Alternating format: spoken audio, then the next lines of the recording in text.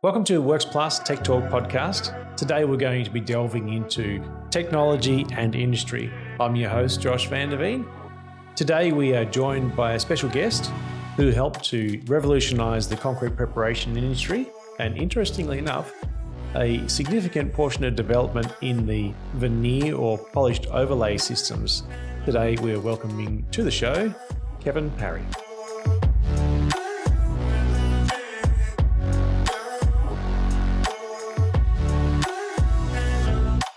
Welcome to the Works Plus Techtalk Podcast. Today we're going to be interviewing the infamous Kevin Parry.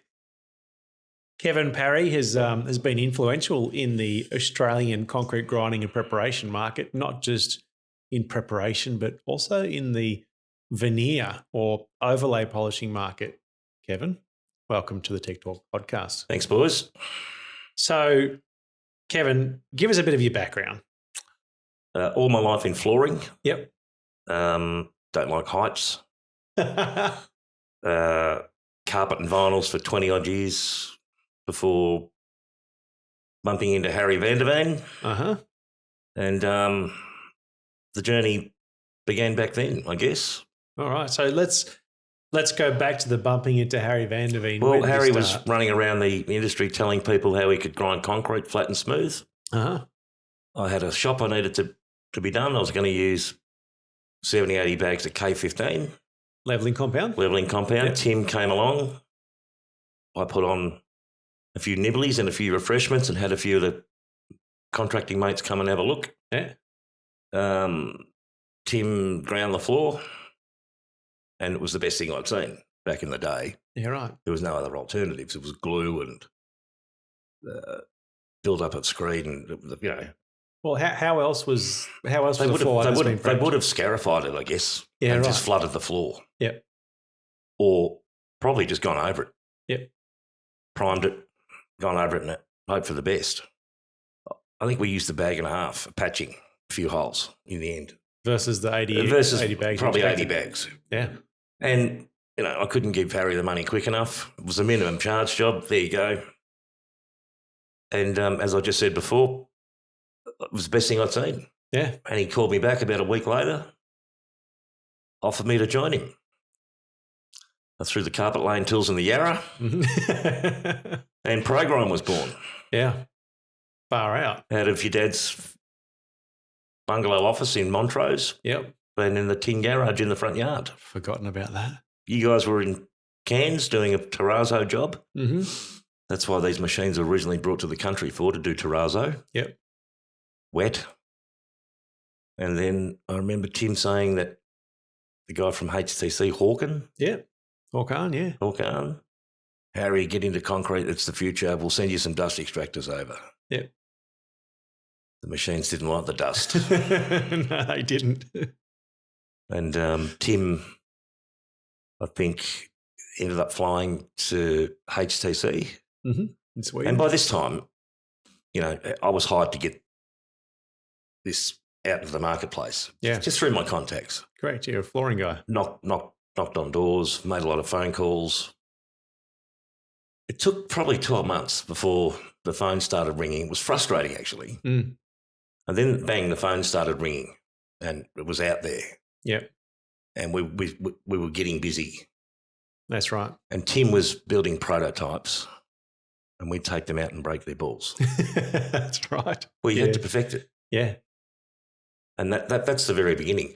But also remember when Tim flew over there to meet with HTC and he bumped into one Tom Alvin at the airport.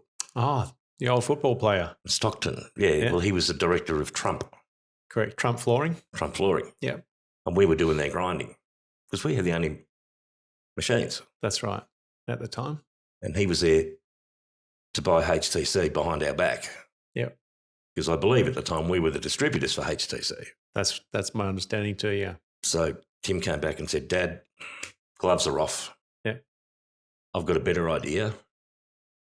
Dual drive. Applied for the patent. And I remember taking the paperwork in for a government grant. 2 days before Christmas, you guys were away. Uh-huh. Kev run this into the city and you applied for a government grant for for export or something. Yep. To help with R&D. Yeah, that's right. And that's how it started. Yeah, really tight time frame that too, isn't it? Yeah. And this is something I was discussing with Tim the other day in the office. Just we were trying to put the timeline together. It's just like, man, a whole lot happened in a really short space of time. Yep. And you were right in the thick of that. Yep. I had Harry, breathing down my neck. We need more work. Get more work. Yeah. And Harry would just do anything. Yeah. A bit frustrating sometimes. He's your father, mate. Yeah, it's a shared frustration. I love him to bits. Oh yeah, and these days I can appreciate what effectively what he pushed us to do, because we probably would never have gone to the places that we went to if we weren't overcommitted. No, he certainly put me out of my comfort zone.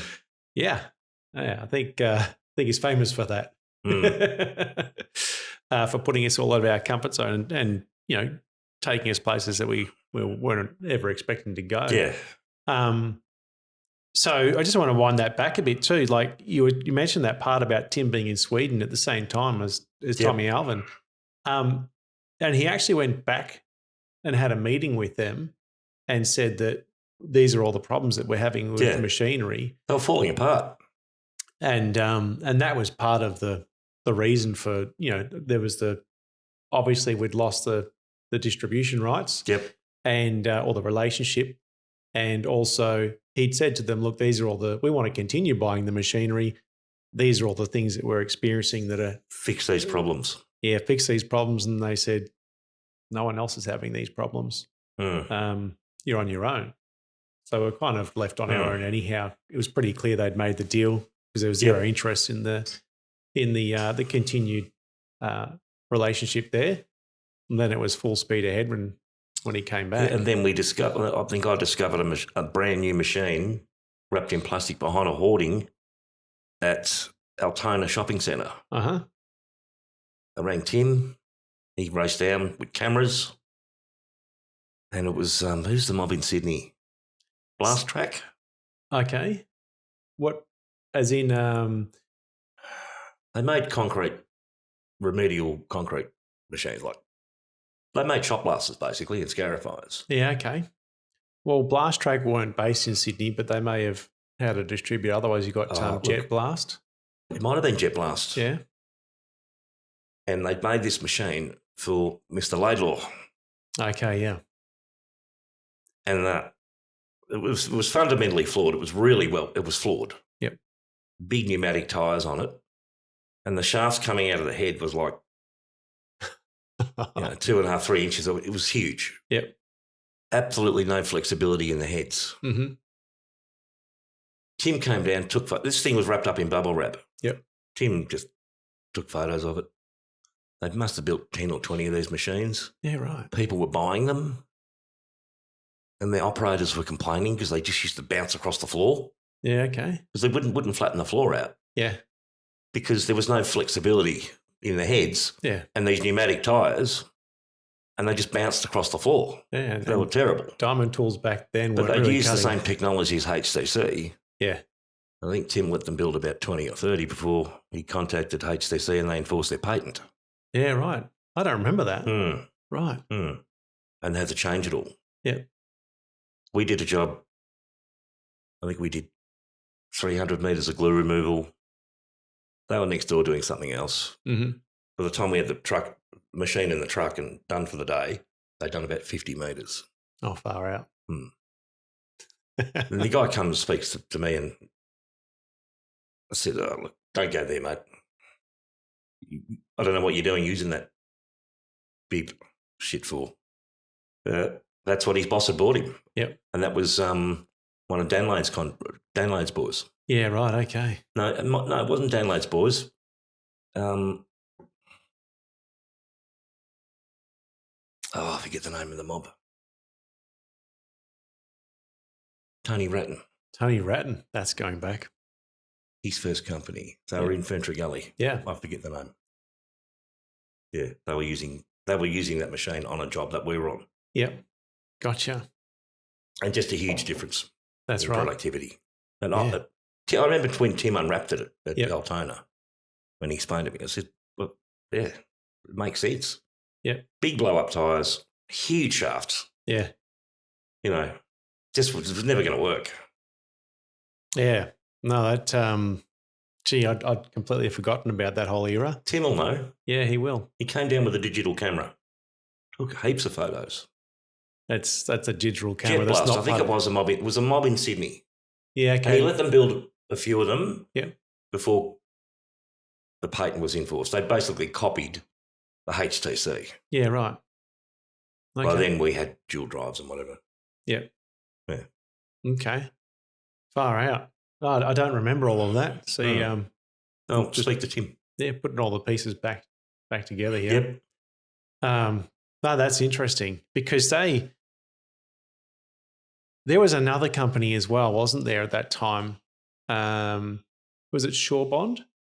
That was Ray Wyland. Yeah, were they doing? Was that same era? Yep. Ray had scarifiers and shot blasters. He made levelling compound. That's right, shot blasting. So he didn't care about grinding either. Yeah. The rougher the floor, the more levelling compound he got to sell. Correct.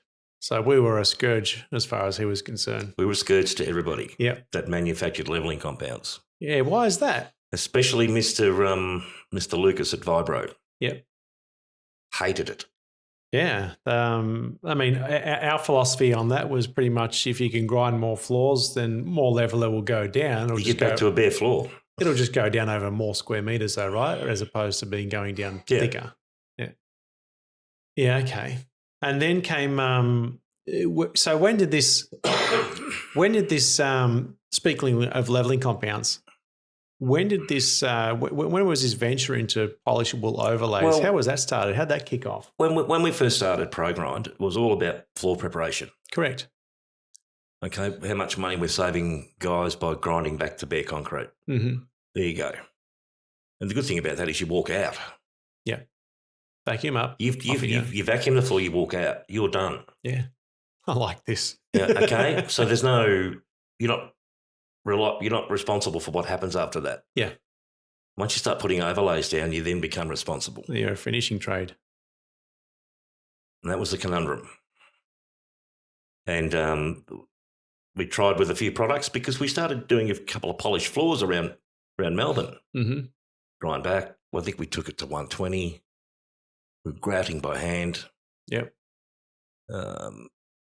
Coating it with urethanes. That's right.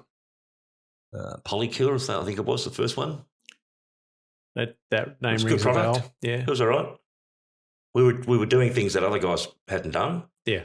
So we started getting busy doing polished concrete as well. Yeah. I think we were, I don't know, $50 a metre or something. Yeah. Something crazy. Yeah, I think the rate's still the same. Yeah. Well, not this end, it's not. And that was using a single part solvent-based urethane. Yeah, single pack, moisture-cured urethane. Yeah, known exactly. as a grind and seal. Not known as grind and seal back then, but known as polished concrete back then. That's it. It was the only version that was available. That's right. And people fell in love with it. Mm. Polished concrete. Yep. Then we had a few inquiries about different colours and, well, what can you do? You can't change the colour of the floor. That's right. Make it yellow in about 12 months' You time. can if you dye it, Harry said. Righto, that's another avenue. Uh-huh. And I'm not sure how it came about, but we got our hands on a vibro product called SDT. Mm-hmm. And it was basically self-drying technology. Explain that to me. Well, it was 32 MPa within 24 hours.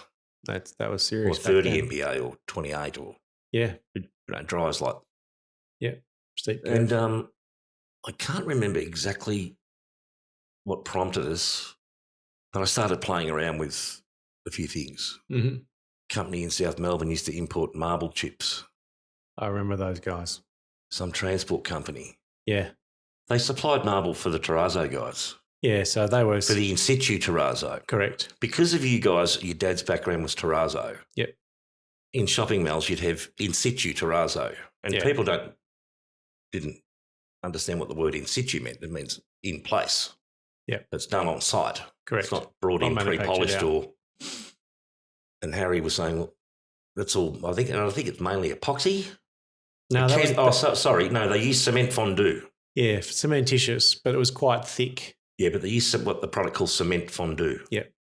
Which is it's a finer product. Mm-hmm. I spoke to a couple of the terrazzo manufacturers. They were a bit reluctant to, give away their secrets or whatever. Your last name was Parry. Yeah, and then we came up. So then we started mixing it with various leveling compounds, but they all came in grey. Yep. Whereas the SDT had white. Yeah. And that was the game changer because you could mix colours. You got your pastels. Mm. That's how you get your pastel colours from blue, which is the most expensive pigment. Yep.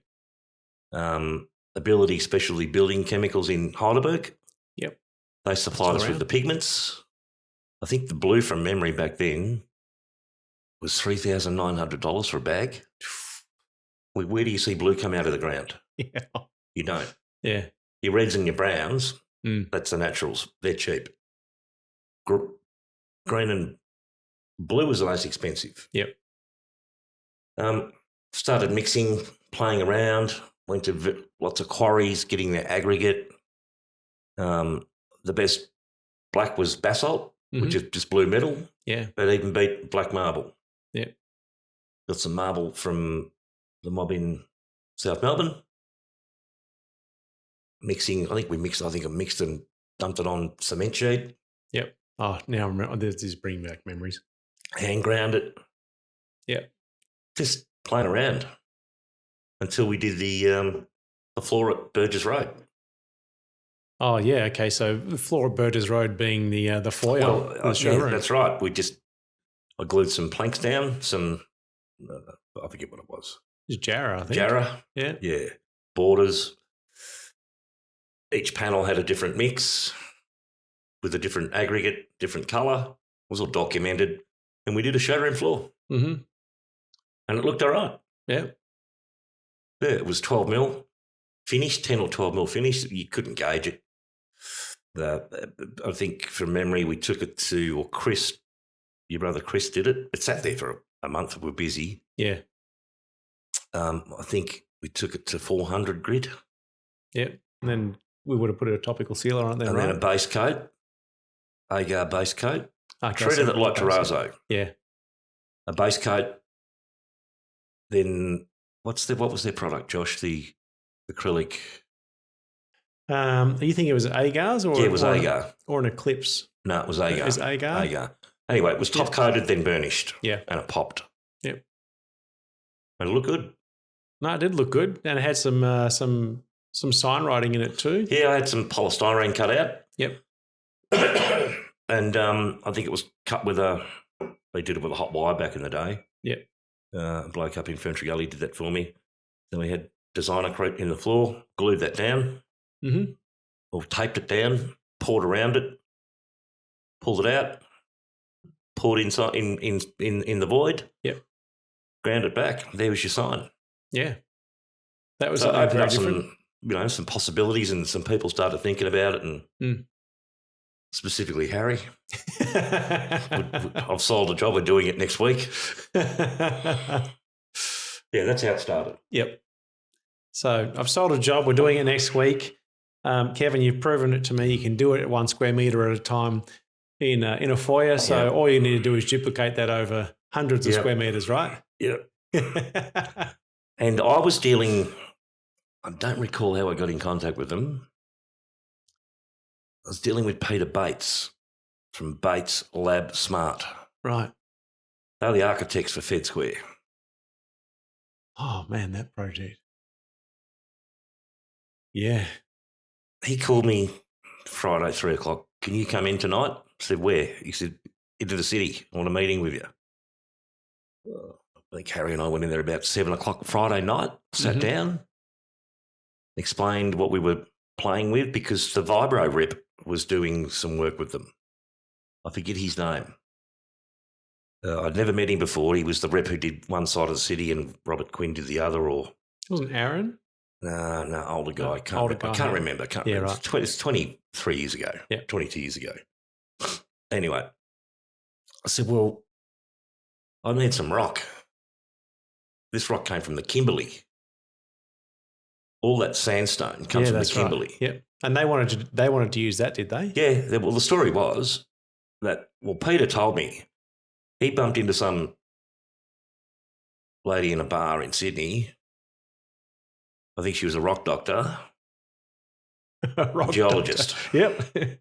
And he told him of this rock she'd seen in the Pilbara. Yep. How beautiful it was, and it was gorgeous.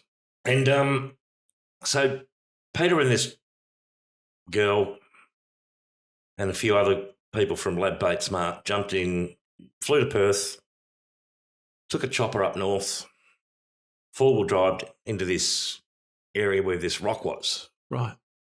And that's the sandstone that they used at Fair Square, the limestone. Right.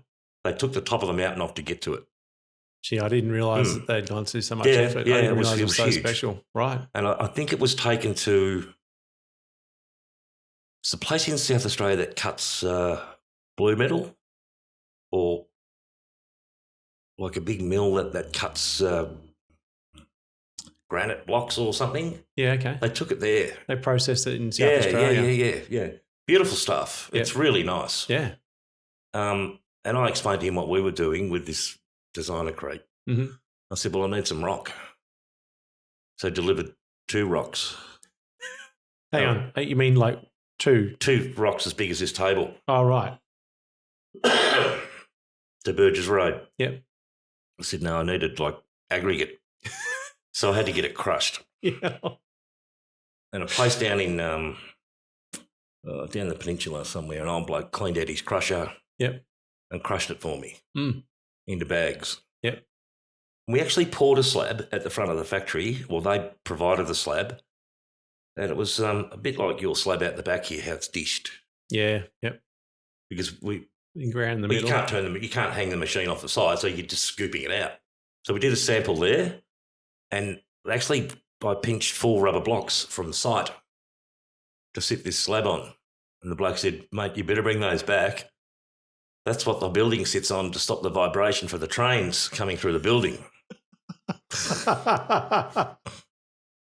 And so anyway, we did the sample, and then I made samples out of the aggregate I'd had crushed. Yep.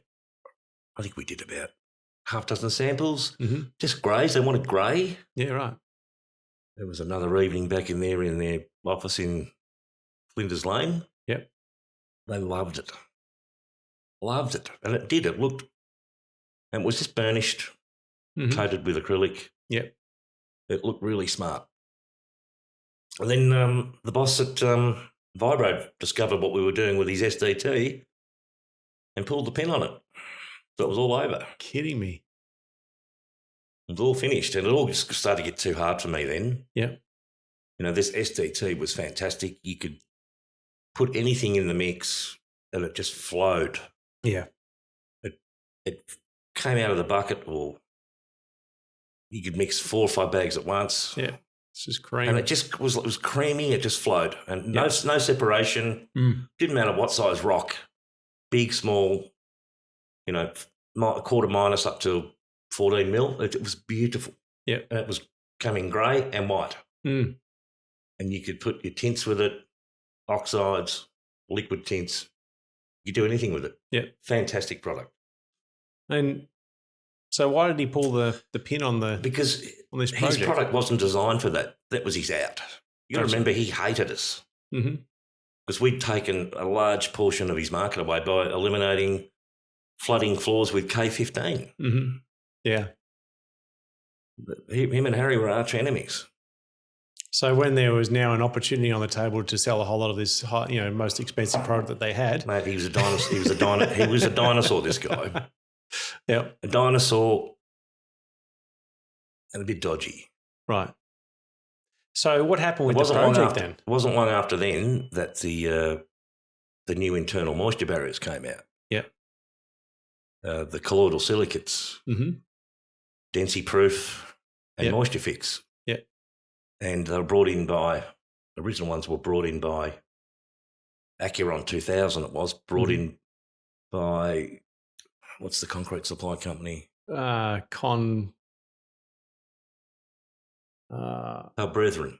Yeah. Allcon. Allcon. Yeah. They're Allcrete. Steve Lundberg got the distributorship for that. Mm-hmm. You're putting moisture barrier in concrete, that's solving all these issues. Yeah. Once again, you're not using Vibro's water-based epoxy to stop the moisture coming through, which is horrendously expensive. Sure. Primers, application, everything. Then 4 mil of their K15. Mm-hmm. All of a sudden you're grinding floors flat. Vibro's not looking too healthy. Spraying this stuff on the floor. Yeah. Vibro's, not looking too healthy. Yep. Yeah, right. Lo and behold, Mr. Lucas ended up working for the boys at Techtalk. I did not know that. Can't beat them. Mm-hmm. Join them. So he went from shitbagging their product to working for them. Uh-huh. And I believe the last thing I heard from him was he was, after whatchamacallit died several years ago, John Damon took it over. Terry went and worked for the parent company in America. Yeah, okay. That sent the black box over. Yep. Yeah, right. It's the same with levelling compounds, Ardex or whatever. They send the black box over, and these companies have to source the raw materials to fill it. Yep. The fly ash and the sand. Mm-hmm. Yeah, but the actual things that make it work, the polymers, yep, they're sent from overseas. Yeah, okay. Same as the liquid moisture barriers. Yep. Yeah, okay, right. So going back to Federation Square, you lost your supply for that product. So we tried in vain to replicate or find something else on the market that would do what SDT would do. Yep. Struck up a relationship with Marpay, a bloke called Ron Daniels. Yep. Remember Ron? Was the Victorian rep. Harry and I went up to Brisbane, met the bloke up there, I forget his name, the general manager. Little guy with a beard. Didn't impress me much. His beard didn't? He didn't. Okay. No. I forget his name. Harry was intent on using Marpay because, the world... Yeah. They're a massive, huge company. And, but their products were different to the Vibro products. They certainly were. You got to remember, coming from a flooring industry, from carpet and vinyls, we exclusively used Vibro, Ardex.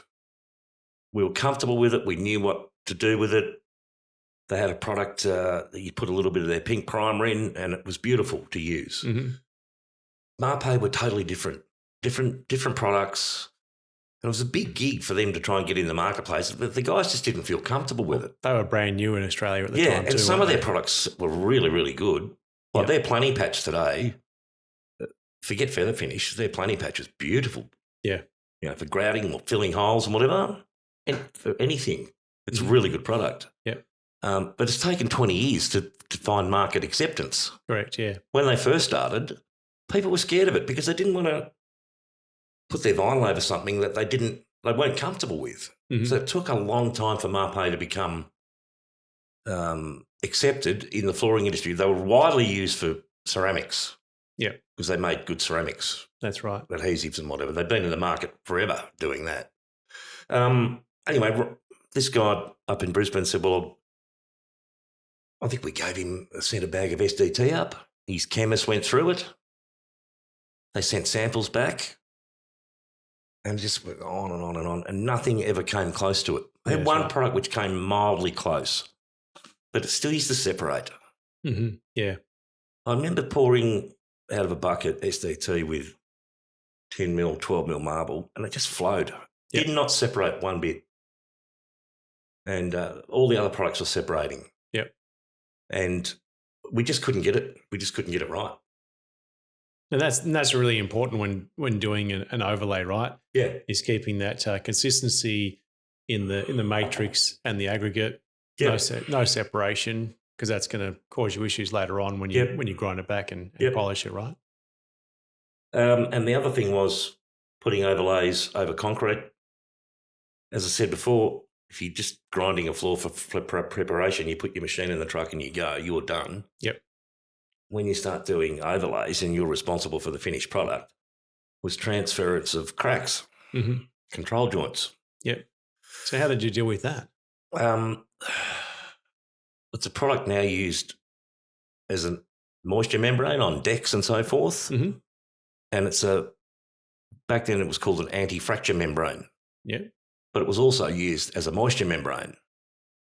And it looked like a bitumen back with like a fiberglass scrim. Mm-hmm. And as I said to you earlier, Josh, we had a jig and we could glue this mat to the jig. I think the jig was about 10 inches by 10 inches. Something like that, yeah. And it was like a vice opening up. And we glued the anti-fracture matting to the deck. We glued a ceramic tile to it, let it cure for a week. Yep. Opened it up with the thumb screws. I think we went to about 30 mil before the tile cracked. So that was like basically the opposite to a vice. It closes the jaws. Yeah. This thing would actually open it up.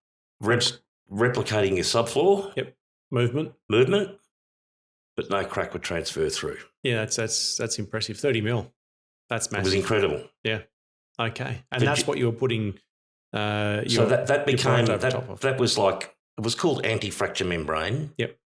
That's widely available and it's been around for a long time. But back then it was not, right? No. Yep. That was new technology. The Marpe guy, Ron Daniels, sourced some for us. Yep. And I think we did a job on top of the membrane. Yep. It was all early days, but and hugely expensive back then. Yeah. Oh well, things started adding up per square meter. That's price. Right. Yeah. It started going up and up and up and up. But you had to provide a product. Correct. And subfloor was always a question. Mm-hmm. Yeah, because any other material that you'd be putting over top, say a tile or something like that, would provide some movement independent of the substrate. But now you're bonding to the substrate. It was effectively going to transfer right through. As mentioned, they've just done all the retiled Knox City shopping centre, pulled up all the screed, all the terrazzo, prepped the floor, put fracture matting down. All those tiles are laid on fracture matting. Yeah, right. Anti-fracture matting. Yep. Fantastic product. Really good. Are you making any royalties off of that? I wish. I wish we could find that jig. Mm-hmm. Yeah, okay. Should ask your dad about that. He's probably got it hidden. He's probably got it. It's probably in the drawer next to his bed. Under his pillow or something. But it was a good jig. I'm trying to explain it to people over the years and I can't get their head around it, but I'd love to get my hands on it. Mm-hmm. Yeah, well, it very, very quickly just demonstrates how effective that material is. Yeah, I was amazed. 30 mil before. I actually don't think we made the tile crack. Yeah. The tile stayed there. Mm-hmm. The substrate moved. Yeah. Yeah. And, you're not going to get 30 mil movement in a floor. I hope not. Well, no. There's some serious problems if you do. Yeah. Yeah, but it just proved that how versatile it was. And it also doubled as a moisture membrane.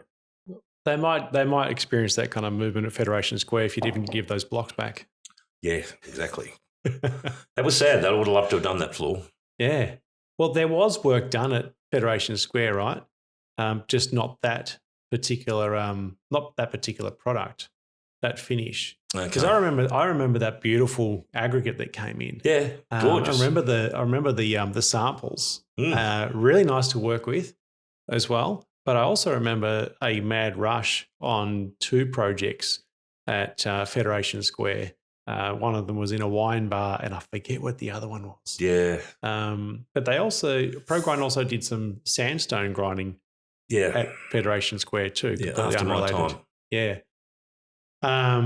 Although they did ring me, wanting to know if we could run a machine over that concourse area that was just like, was really jagged. Yep. I said no. It was a bit too rough. Yeah. You probably could have. Yeah. Someone else was paying for the rebuilds. With someone else's machine. Yeah, okay. So, gosh. So it would have been a real feather in your cap to get that. Yeah. And Peter Bates was eating out of my hand. He loved it.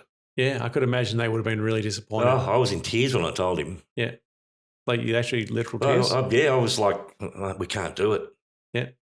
So the manufacturer of this product, I had to explain the whole, the animosity between the two sides of Vibro and what we were doing. I said, he's pulled the rug out from under our feet, mate. We can't use it. And I've spent a month or more trying to find a similar product. Mm-hmm. I can't find anything. Yeah. And by then it was all too hard. I was done. Yeah, I could imagine. Where do you go from there? Yeah. Yeah. Disappointing. Mm-hmm. Yeah. But beautiful rock. Yeah. And that's how a guy met a girl in a bar. That's how it happened. Yeah. Right. Wow. Yeah. They took the top of a mountain off to get to it. That's amazing, isn't it? The lengths that they went through to build that place. Yeah. I wonder how many people actually know the type of lengths that people went to. Not many people know about that. Yeah. That's straight from the architect's mouth.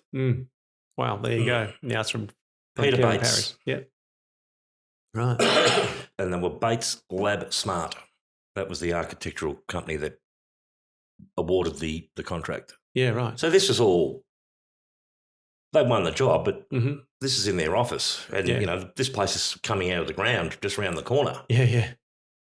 And they got whatever they wanted. Yeah, it was an open checkbook project. It was, yeah. Yeah, I remember that. Yeah. Anyway, disappointing. Yeah, okay.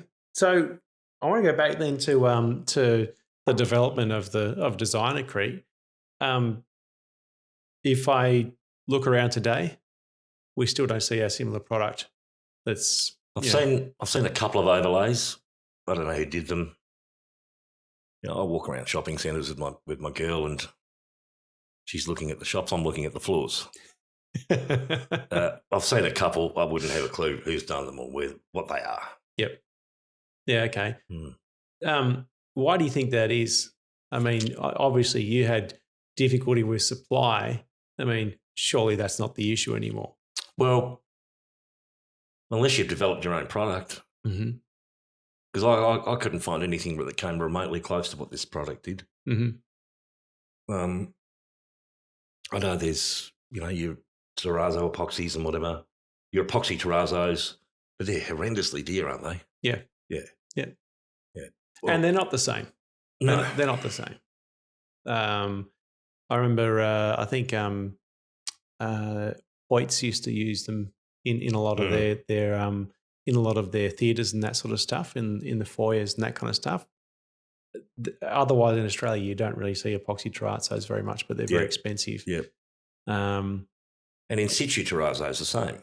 In situ terrazzo also very expensive. Yeah. And Designacrete was never cheap. No. By any stretch. So not by the time you add anti-fracture matting, your initial prep. But, some people have deep pockets. Yeah, well, it goes in, what's the finish height minimum? 10, 12 mil. Which is fantastic if you've got an existing dwelling and you're marrying up to other finishes, tile, carpet, that sort of stuff. I think the other issue was with us too, because this was rushed a bit, would have liked a bit more time to play with grinding methods. And in hindsight, I think like maybe a smaller machine would have been best to start off with. Yeah. Putting an 820 on a 15 mil product. But that was poured 14 hours ago. It was poured 14 hours ago, we would have been nice to play a bit more down with grinding. How long of a period are we talking about here, by the way? Next day. No, I mean, so we've gone from Kevin Parry, seen this grinding thing, gets into pro grind, selling preparation. Yep. Now we're developing Designacrete. How long was this phase of at least Designacrete for? Because there's a lot of things going on at this time. 2 or 3 years. Yeah, right. So in this time, you've got when I initially started, Josh, it was all about just getting work, and getting the technology out there, because it was new. Yeah, that's what it was. Push, knock on doors, make calls. Within a few months, I'd exhausted all my contacts, but the word was slowly getting out there. Then 12 months later, the phone started to ring, bang, we were busy. Yeah. All the seeds that you And it was around that, all the seeds that I'd sown, started to sprout. Yep. And we were busy. And by then, Tim was building prototypes, Mm-hmm. and we were busting them. Mm-hmm. Yep. Milan Engineering, Renee. That's right. Early days. Yep. No jigs to play with. No. Uncle Chris was in there making frames for the new machines, and yep. But we were sending him out and breaking them. That's right. That's what took over all of our existence in the beginning. Yep. Get the work in. Mm-hmm. Designer Creek came probably 2 or 3 years in. Right. But probably 3 years in. Okay. And I thought, well, it could be fun too. Mm-hmm. Because you would do it, instead of demolishing something, yeah. You're producing something. Yeah. But it had its issues. Mm-hmm. And as I said, you've all of a sudden gone from demolishing a floor, walking out, mm-hmm. then it becomes someone else's responsibility mm-hmm. to your providing the finished product. Then I thought, you get to grind the floor twice now. Yeah. But it didn't sit comfortably with me. I just didn't want to be. I didn't want the responsibility. Yeah. Yeah. People calling up saying, "Oh, this has happened, that's happened," and we just didn't have enough research and development into it. All resources. Right? All the resources. We were just in that factory in Bayswater. So the same guy that was going out selling floor prep by day was doing Designer Creek lab testing by night. Yep. While there was a machine that was being constantly developed and thrown back into the market to try and break it. And a little bit of grind and seal going on here and there as well. Yep, that's about it. It was all pretty busy. Yeah. Pretty busy. Yeah, so that's a really compressed time frame, a lot going on. I can imagine how you must have been at that point in your life, and you had a young family at the time as well. Yep. Yeah. A lot going on. And Harry breathing down my neck. Busting my balls. Yeah, you could always see 100 miles down the road from where we were. Yeah, the best headlights of all time. You could see around bends.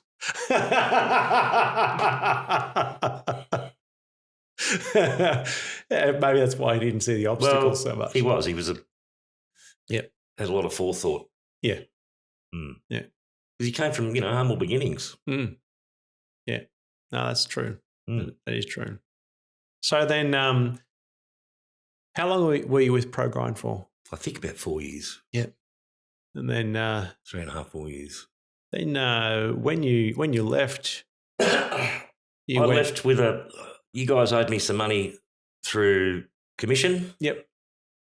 Harry probably never told you this. I don't remember. No. He put me on a commission deal. It was all good. I'd bring the business in. ProGrind would get X amount to do the works. Mm-hmm. Harry and I would split the rest. Yep. Out of that rest came my wage and whatever, which wasn't much. And I had a young family and I was struggling. I think in the end I was owed, I don't know, substantial amount. I took a machine. Yep. And went back on the tools. Yep. Started grinding. And what type of work were you doing?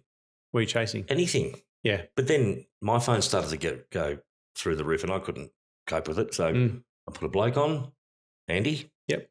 Well, Andy put himself on. Knocked on my door and said, "I'm going to work for you now." I said, "Well, it saves my ass getting up in the morning and getting on my hands and knees. Okay, let's do it." Yep. And I've still got that King Concepts machine. Yeah, right. Still winds up. Yep. Nothing wrong with it. Yeah. And so you ran that business in that format for quite a while too, right? Yeah, just contracting. Yep. Bit of polished floors, glue removal, demolition work. Yeah.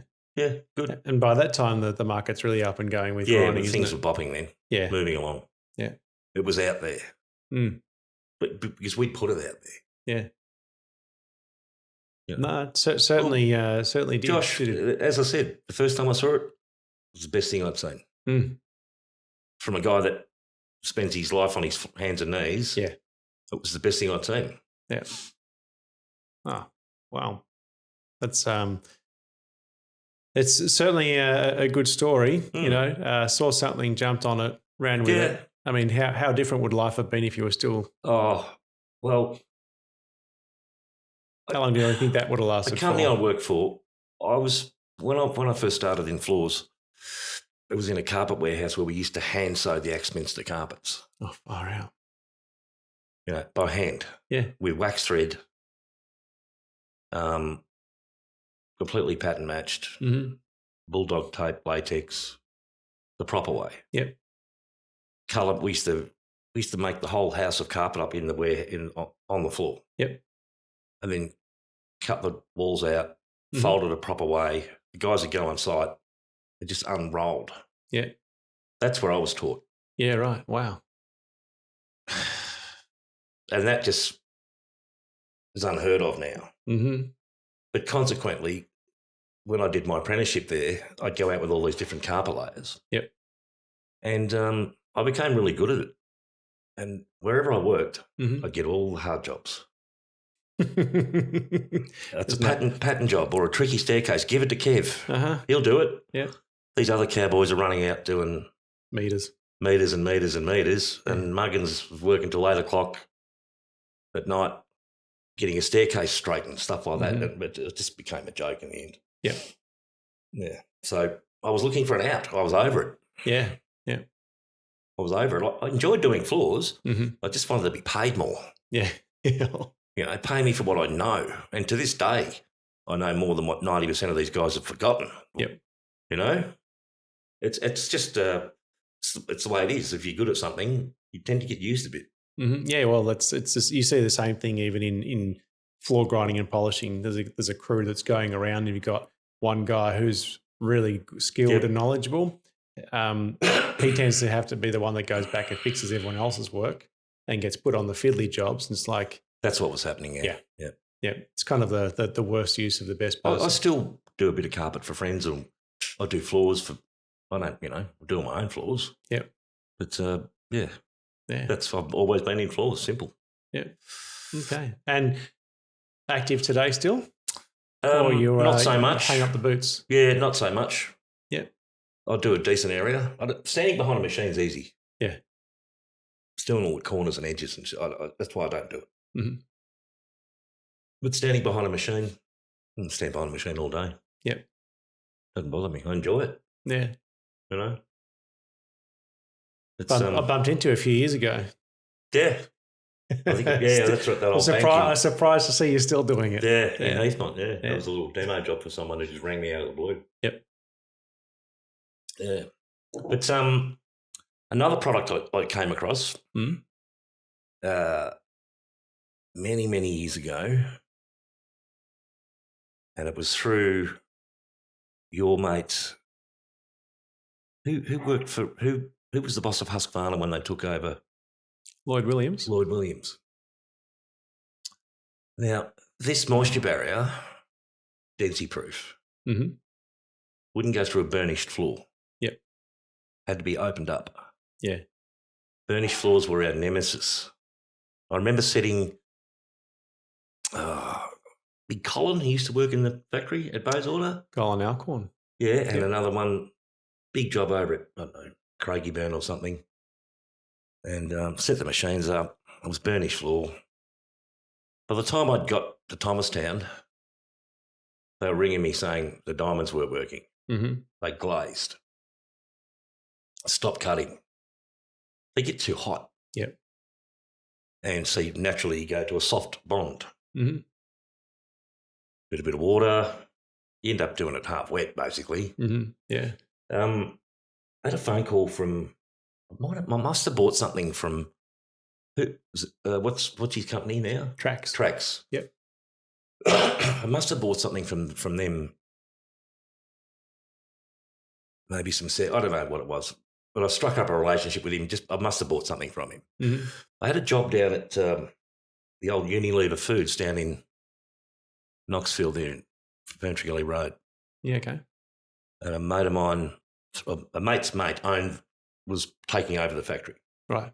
And it used to be food production. It was a burnished slab Mm-hmm. with a curing compound. Okay. Yeah. Fun. Right? Yep. Straight away, you said fun. And I must have mentioned it to this guy. He said, Kev, I'll give you a drum of this stuff. Try it. And he came out. Lloyd came out. Mm-hmm. And I can't even think what the name of the product. I've got it. It's in the back of my truck. What did it do? It's a lubricant. Oh, CFQ. CFQ. Yeah. It's KY jelly for diamonds. Yes. I bought a set of medium bond segments off him. Yep. It was just under 8,000 metres. Mm-hmm. We sprayed this product in front of the machine with a backpack sprayer. Mm. They were 13 mil segments.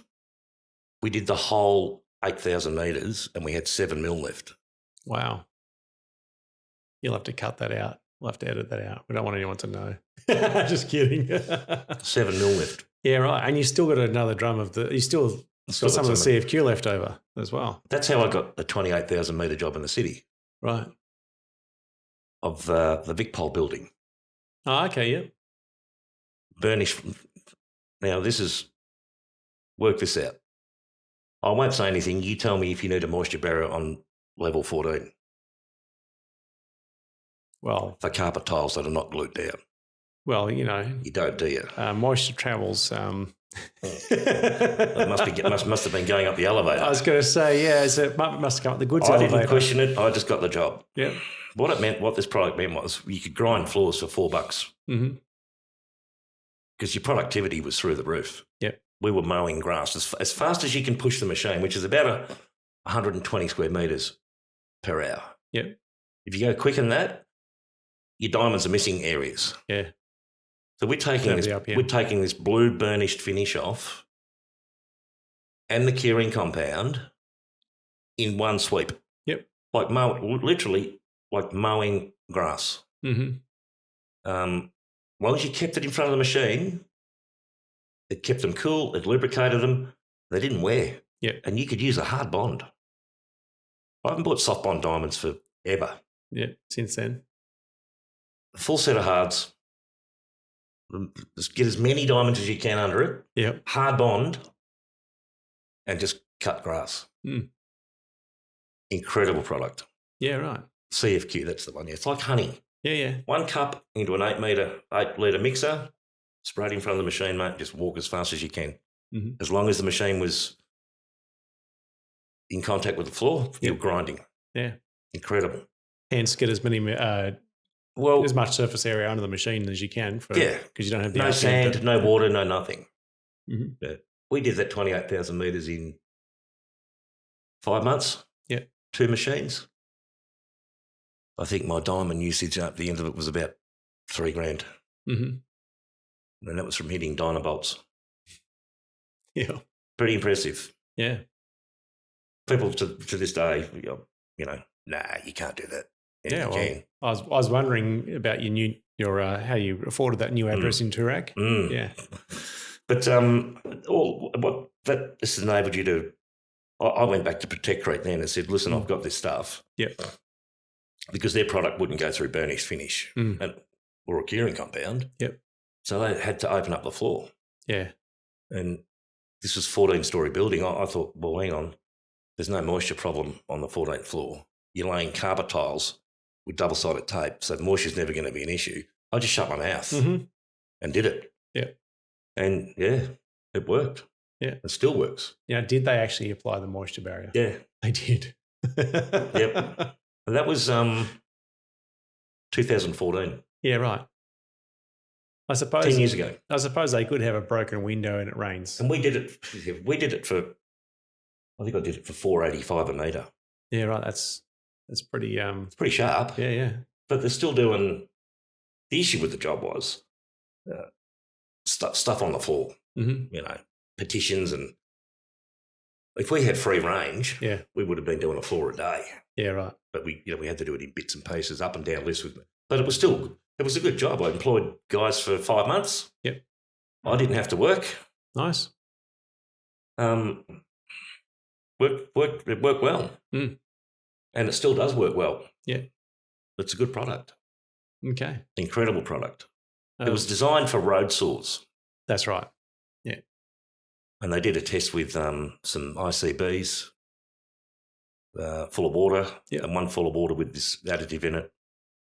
and the blade with the additive didn't wear and was 3 times quicker. Mm-hmm. Incredible. But why hasn't it been more successful? Well, I don't know, but Lloyd said, Kev, this has been designed for saws. Yep. Let's see what it does for your machines. Mm-hmm. And Unilever Foods. Yeah. Couldn't believe it. The progress we made each day, the metres per hour or metres per day you were getting through. Yeah. And back to a bare slab. Yeah. Incredible. Just need a machine that does higher RPM. Yeah. But no, well, about 120 metres an hour. Yeah, it's which is about right. Yeah, it is for a standard for 680. Yeah, for a standard machine with standard RPM on both the disc and the planetary. It's about as fast as you can go. Yeah, so before you start missing bits. Correct. That's what I'm saying. If that's why I want to load up the diamond surface area, so you can cover the most with a single RPM. And if you can increase the RPM above what the machine comes with standard, then you can increase that. Yeah. No, it's a good product. I've got about that much left in the drum. I can't see myself buying another drum, Josh. I'm too old. Well, you've had it for 10 years. Yeah, no, it is. It truly works. Truly works. You wouldn't use it on like glue jobs. Yeah. It's designed for one thing. Yeah. That's fantastic. So that's about where I'm at. Yeah, okay. Yeah. And Super. you guys done wonderful things through the industry. Always knew you would do. Well, Well, you got to give yourself a job. That's right. Just like yourself, we've got to pay the bills as well. As you know, Harry saw a long way down the road. He did. So. Yeah. You could see around bends. Yeah. Kevin, that's it's been a good story, mate. Thanks for sharing that with us. Got a few questions for you. Yep. A little bit lighter. Now, I said to you that I might ask you some of these questions. Yeah. Did you have one that you actually wanted me to ask you? No, not really. All right. I might ask you more than one. We'll see how we go. Sure, you go. All right. Best piece of advice you've ever received?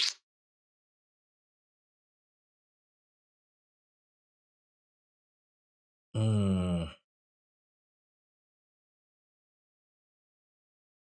it didn't come from my father. I know that. Yeah, never lay down with a woman who's got more problems than you. That's a good one. That's good. Yeah. That's a good advice. Number 2. Oh, you want me to ask you number 2? Go on. Okay. Favorite thing to do outside of work? Fishing. Never would have guessed that. Kevin always had a boat. Mm-hmm. Yeah. All right. Biggest pet peeve on a construction site? Unions. Why is that, Kevin? Ugh, just hate them. Okay. If you could work on a project anywhere in the world, grinding concrete, where would it be? They don't do much of it in London. London? I walked all through London, saw one polished floor. Yeah. It's like it does not exist over there. Right. Far out. Seeing a market? I saw one floor at the museum. Yeah. I was in London for 5 weeks. It blew me away, actually. Yeah, right. Very little of it. Okay. So that's where you want to go. And I had a relative over there who was in like a flooring contractor. Yeah, right. Never heard of grinding. Really? Yeah, what do you mean grind? When I explained it to him, it doesn't exist over there. I didn't have a... Well, maybe that's 2016. Mm-hmm. That's only 8 years ago. I was there. Yeah. Wow. There you go. Untapped market, the UK. Well, I saw one polished floor, and I had a relative who was a flooring contractor, and he couldn't believe what I was telling him. It's like, I don't know. You'd know more than me. Is it Are there machines over there? There must be. Yeah, there are machines over there, but I have to, we certainly don't see anywhere near the level of exposure I don't know that we see in Australia. Yeah. No idea. Yeah, okay. So London. All right. London it is. Untapped market, Josh. Untapped market. Is there anything else you like about London itself? Do they have good fishing? I doubt it. Actually, London, I found London really good. It was really nice. I couldn't live there. It's full of ponds.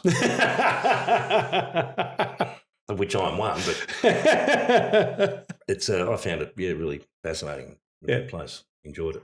Yeah, right. And what's the union like there? No, they got rid of all the unions. This place is sounding even better. They've all come here.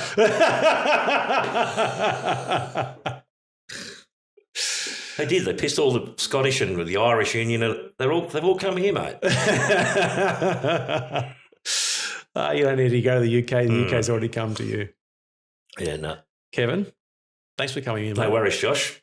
Really appreciated you sharing that part of the story with us.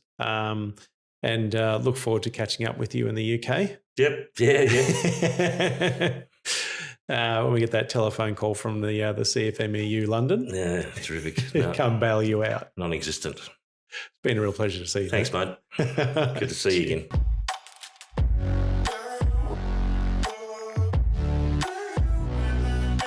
This show is proudly supported by Works Plus. Works Plus brings total solutions to all concrete grinding and polishing contractors to make it totally work for their daily operations. We hope you've enjoyed this show. Make sure to tune in each week where we're going to dive deep into all things related to concrete grinding and polishing. We're here to help you so that you can boost your outcomes on the floor.